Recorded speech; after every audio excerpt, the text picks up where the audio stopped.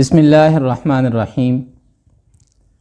بہت سے لوگوں کی طرف سے ایک سوال پوچھا جاتا ہے کہ روزے کی حالت میں انجیکشن یعنی ٹیکہ لگوانے سے روزہ ٹوٹتا ہے یا نہیں ٹوٹتا۔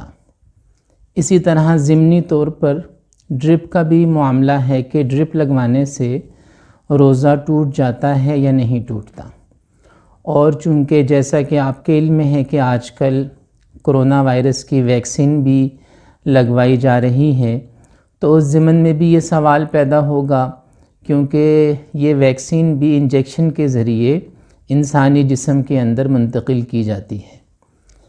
تو ان سب سوالوں کے جواب میں جو بنیادی بات سمجھنے کی ہے وہ یہ ہے کہ بعض فقہا کے نزدیک روزہ صرف کھانے پینے سے ٹوٹتا ہے، اور بعض فقہا مفتیان کرام کے نزدیک روزہ کسی بھی قسم کے تغذیہ یعنی غذا لینے سے روزہ ٹوٹ جاتا ہے۔ عصر حاضر کے جو بڑے بڑے علماء ہیں، فقہا ہیں، ان کی رائے یہ ہے کہ روزہ صرف کھانے پینے سے ٹوٹتا ہے۔ کھانے پینے کا مطلب یہ ہے کہ خوراک کی نالی کے ذریعے کوئی چیز انسان کے معدے میں پہنچے گی تو اس سے روزہ ٹوٹے گا۔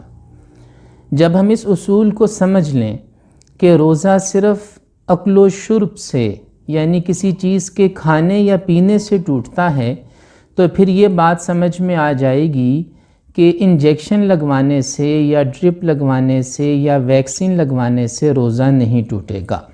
تو یہ بنیادی بات سمجھنے کی ہے۔ جن فقہا کے نزدیک روزہ صرف اکل و شرب سے یعنی کھانے پینے سے ٹوٹتا ہے، ان کے نزدیک انجیکشن لگوانے سے، ڈرپ لگوانے سے، ویکسین لگوانے سے روزہ نہیں ٹوٹتا۔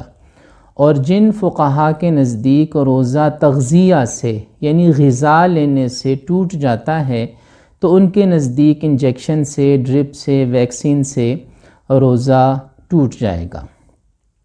ہماری رائے وہی ہے جو آج کے زمانے کے بڑے بڑے علماء، فقہا، مفتیان کرام کی رائے ہے، وہ یہی ہے کہ روزہ صرف اکل و شرب سے یعنی خوراک کی نالی کے ذریعے معدے میں کوئی چیز پہنچانے سے ٹوٹتا ہے۔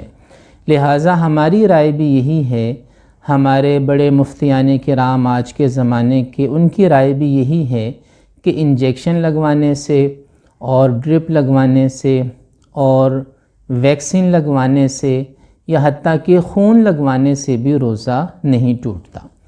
البتہ اگر کوئی شخص اس لیے کوئی انجیکشن لگوائے یا خاص طور پہ ڈرپ لگوائے تاکہ روزے کی نقاہت کو دور کرے، روزے سے جسم میں جو کمزوری ہوئی ہے اس کو دور کرے، تو روزہ تو اس کا بھی نہیں ٹوٹے گا، لیکن ایسا کرنا روزے کے ثواب میں کمی کا باعث بن سکتا ہے۔